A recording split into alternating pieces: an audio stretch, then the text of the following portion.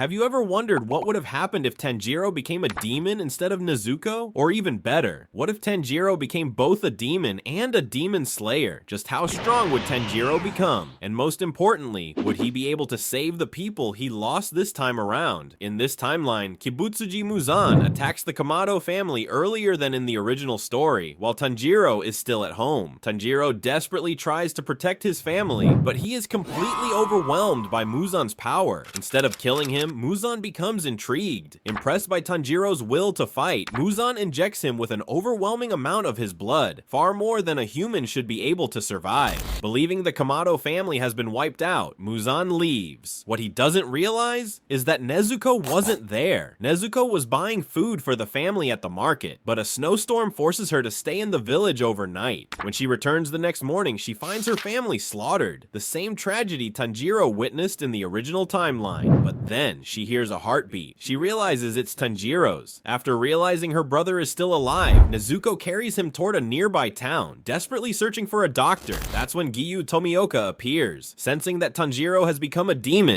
Giyu moves to kill him immediately. Nezuko shields her brother and is injured in the process. Despite being a demon, Tanjiro senses Nezuko's blood with his enhanced sense of smell. Realizing his sister is in danger, Tanjiro forces himself to wake up. Just as Giyu prepares to strike again, Tanjiro wakes up and instinctively protects his sister. Placing himself between her and the blade, Giyu is more than shocked to see humanity still alive within a demon, and to witness the unbreakable bond between Tanjiro and Nezuko. Giyu attacks again, not to kill, but to test the bond between the demon and the human. Tanjiro, of course, does everything he can to protect Nezuko. Seeing this, Giyu decides to give Tanjiro a chance and spares his life. That's when a miracle happens. The sun rises, Tanjiro's body begins to burn. Nezuko freezes in fear, not knowing what to do, and even Giyu believes Tanjiro is finished. Then something shocking happens. Tanjiro's body stops burning. Tanjiro stands in the sunlight, a demon who has conquered the sun. Realizing both the danger and the potential, Giyu takes Tanjiro and Nezuko to the Demon Slayer Corps headquarters. The moment they arrive, chaos erupts. Every Demon Slayer present is frozen in shock at the sight of a demon standing calmly under the sun. The Hashira immediately draw their weapons and demand Tanjiro's execution. Sanemi and Obanai are ready to kill him on the spot. Before blood is spilled, Kagaya Ubuyashiki arrives and commands everyone to stand down, invoking his absolute authority as the leader of the Corps. One by one, the Hashira insist that Tanjiro must be killed. Before Gyome steps forward, Giyu speaks up and tells the Hashira that Tanjiro is different, stating that he personally witnessed Tanjiro's humanity and his willingness to protect a human even after becoming a demon. Ubuyashiki listens, then reveals the Kamado family's connection to sun breathing. He explains that Tanjiro's existence is unprecedented, a demon immune to sunlight, born from the lineage closest to Yoriichi himself. To Ubuyashiki, Tanjiro is not a monster. He is a weapon against Muzan Kibutsuji. The Hashira reject this immediately. That's when Gyome Himejima steps forward. Just like in the original timeline, Gyome wounds himself and releases the scent of his blood, testing not Tanjiro's weakness, but his restraint. Tanjiro trembles, but resists. He passes the test. Ubuyashiki then makes a binding vow in front of all the Hashira. If Tanjiro ever harms an innocent human, the Demon Slayer Corps will execute him without hesitation. With that condition set, Ubuyashiki issues his orders. Giyu Tomioka is tasked with finding Tamayo. Nezuko is placed under Shinobu Kocho's supervision, both to train and to study her unique physiology. Tanjiro begins training under Giyu, preparing to fight as a demon slayer while hiding his true nature. Nezuko accepts the conditions without protest. It is the only way her brother can live. 2 years pass. Through Tamayo's medicine, Tanjiro gains full control over his demon body without losing his humanity. At the same time, Nezuko's training pushes her to a level comparable to Kanao. Her strength driven not by technique, but by instinct, speed, and endurance.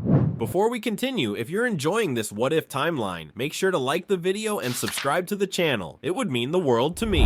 Tanjiro and Nezuko's first mission under the Demon Slayer Corps leads them to a strange shifting house controlled by a drum demon, Kyogai. Unlike the original timeline, the fight doesn't drag on. Kyogai is no longer a lower moon, and against a demon who has full control over his own body, he is completely outmatched. With Nezuko covering his movements, Tanjiro adapts instantly and defeats Kyogai with little difficulty. For the first time, the Demon Slayer Corps witnesses something unsettling. A demon, fighting for humanity. The mission ends quickly. That's when Tanjiro encounters two familiar faces, Zenitsu Agatsuma, Inosuke Hashibira. The trio meets under different circumstances, but the result is the same. Their paths are now connected. Their next mission sends them to Natagumo Mountain. The moment Tanjiro steps onto the mountain, he knows exactly what he's dealing with. Lower Moon 5, Rui. Tanjiro tells Nezuko to stay back and charges forward alone. The fight begins immediately. Because Tanjiro trained under Giyu, his water breathing is far more refined this time. His movements are sharper than ever before. During the intense battle, something unexpected happens. Tanjiro awakens his blood demon art. At the same time, his breathing changes. Tanjiro locks in and his water breathing suddenly turns into sun breathing. Each strike carries burning heat that prevents Rui from regenerating. Rui is completely overwhelmed. Unable to adapt, Tanjiro decapitates him with little difficulty. Meanwhile, Nezuko, Inosuke, and Zenitsu defeat the remaining demons on the mountain. When the Hashira arrive, they are left in shock. For the first time, the Hashira begin to question their own judgment. Maybe Ubuyashiki was right all along, because Tanjiro Kamado is not an ordinary demon. The story moves forward to the Mugen Train arc. Their next mission sends Tanjiro, Nezuko, and the others to the Mugen Train. Just like in the original timeline, the demon Enmu is behind everything, but this time, the outcome is very different. Enmu is defeated far more easily than before. Tanjiro isn't exhausted. His demon regeneration keeps him fighting without slowing down, and with Nezuko and the others supporting him, Enmu never gets the chance to push them to their limits. The battle ends quickly. The passengers are saved, but that's when something far worse appears. Upper Moon 3, Akaza. His presence alone overwhelms the battlefield. Just like the original timeline, Kyojuro Rengoku steps forward and confronts him without hesitation. The difference is that this time, Rengoku is not fighting alone. Tanjiro joins the battle at full strength. The clash is violent. Akaza overwhelms the field with speed and destructive power, but Tanjiro keeps up. During the battle, something incredible happens.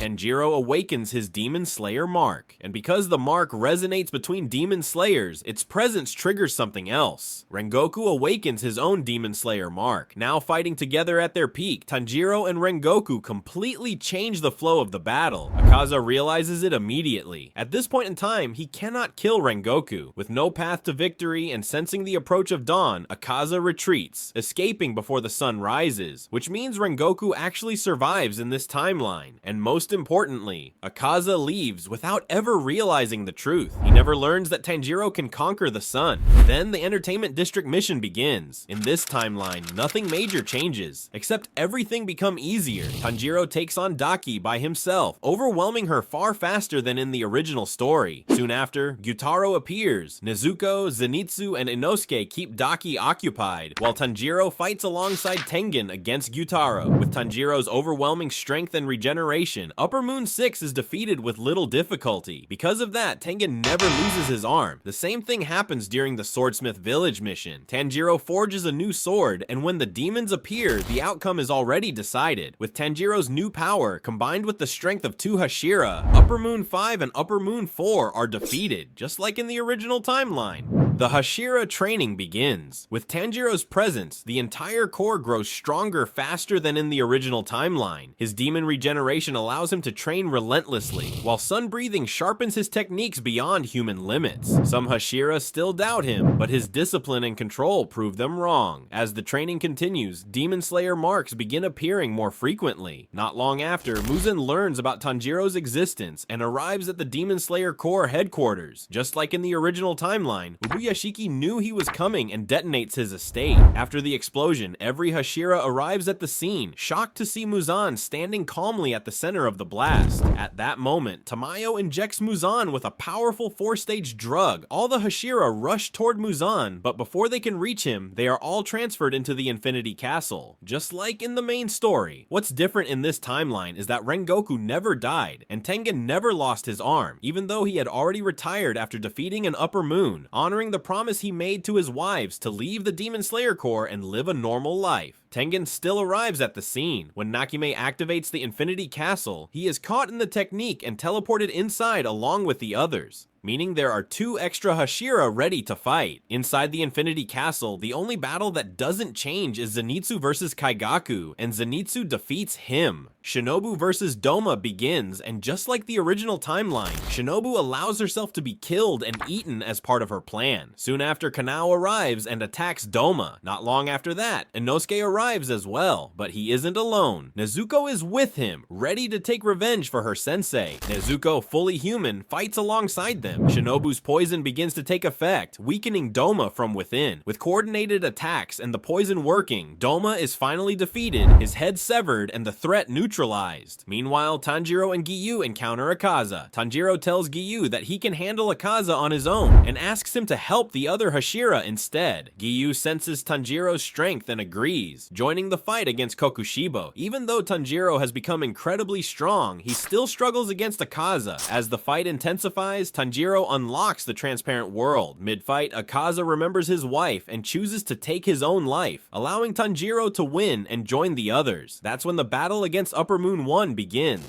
Kokushibo is unimaginably powerful, but he is facing monsters. Tanjiro, Giyu, Gyomei, Sanemi, and Muichiro. And that's not all. Rengoku and Tengen are there as well. Even though he is outnumbered, Kokushibo is still holding back, forcing all of them to unlock their Demon Slayer marks and the transparent world during the intense battle. During the mid-fight, he even manages to severely injure Gyomei. However, after a brutal and exhausting battle, Upper Moon 1 is finally defeated by the Demon Slayers. And most importantly, aside from Gyomei, the other Demon Slayers suffer only minor injuries. And because the other Hashira were keeping Kokushibo occupied, he never had a chance to kill Genya or Muichiro.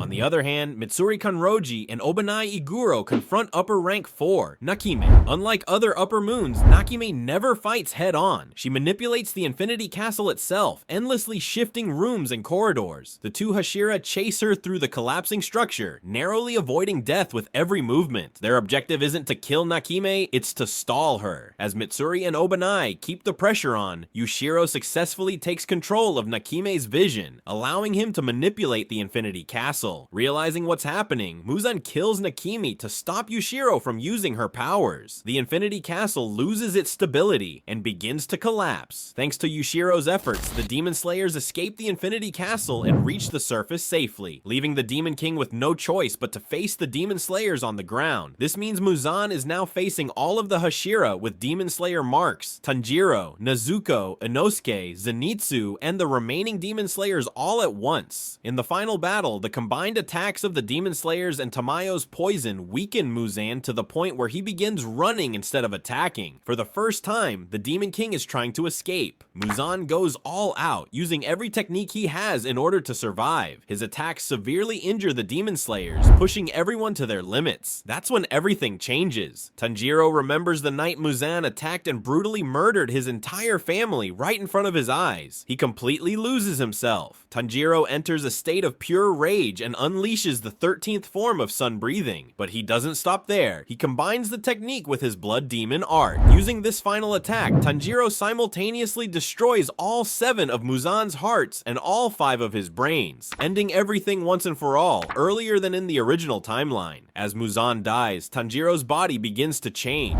He slowly starts turning back into a human, a normal person again. Because the battle doesn't drag on as long as it did in the original timeline, all of the Hashira actually lives. But unfortunately, Gyomei Himejima dies shortly after the battle. Not only is he badly injured, but the curse of the Demon Slayer mark also takes its toll. Having surpassed the age of 25, his body can no longer endure it. Let me know in the comments what you think of this timeline, and don't forget to subscribe if you enjoyed this video.